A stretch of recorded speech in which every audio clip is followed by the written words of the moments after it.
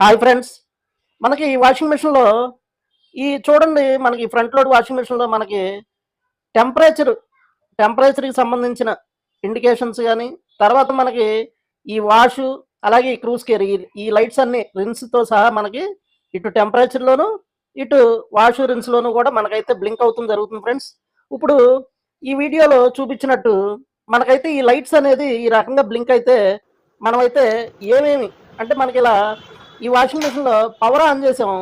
Power on చేసి మనకైతే ఏదో ఒక ప్రోగ్రామ్ అనేది పెట్టి పవర్ ఆన్ చేసిన తర్వాత ఏదో ప్రోగ్రామ్ అనేది పెట్టిన తర్వాత మనకి స్టార్ట్ చేసిన తర్వాత ఒక 1 మినిట్‌లో 1 మినిట్‌లో అయితే మనకిలా లైట్స్ అన్నీ టెంపరేచర్‌లోను, అలాగే మనకి ఈ వాష్ సెక్షన్ మొత్తం కూడా మొత్తం లైట్స్ అన్నీ కూడా మనకిలా బ్లింక్ అయిపోతున్నాయన్నమాట.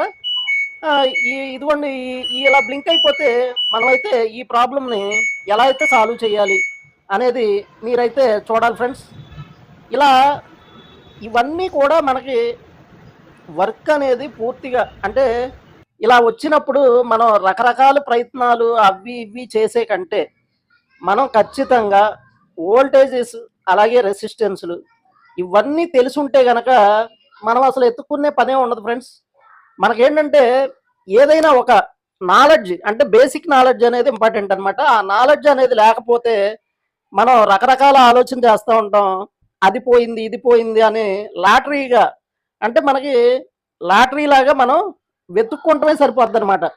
ఏ సమస్య అయినా సరే 10 మినిట్స్‌లో మనం ఐడెంటిఫై చేయాలి. ఆ ఐడెంటిఫై చేయలేకపోతే మనమైతే వర్క్ అనేది చేయలేం ఫ్రెండ్స్. చాలామంది రకరకాలుగా అవి చేయలేక అది మార్చి, ఇది మార్చి పీసీబీ బోర్డ్ మీద ఆ నెపాన్ని నెట్టేయడం. ఆ పీసీబీ బోర్డు పోయిందని కస్టమర్‌కి ఎక్కువ అమౌంట్‌లు చెప్పేయడం, ఇలా రకరకాలుగా జరుగుతా ఉంటది.